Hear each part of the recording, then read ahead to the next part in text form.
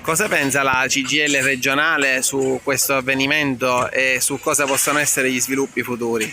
Allora, la filiera CGIL Sicilia pensa che i cittadini vadano coinvolti preventivamente rispetto alle scelte che riguardano l'assetto del territorio nel presente e gli effetti sociali ed industriali futuri.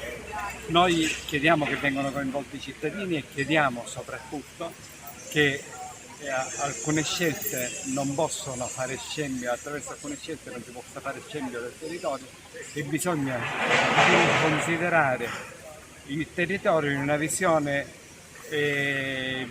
vicina, prossima, ma noi chiediamo integrale alla rigenerazione urbana. Sono città che perdono sempre più cittadini, si stanno spopolando sempre di più, noi le dobbiamo rendere attraenti e prossimi ai bisogni di chi ci vive, di chi ci lavora e di chi pensa di poter fare crescere i propri figli. In questo caso, così come nel caso di Catania, nello specifico, le scelte che hanno orientato le amministrazioni comunali negli anni sono state sempre scelte che sono andate dagli anni 60 in poi in disprezzo assoluto delle regole, in disprezzo assoluto della vivibilità.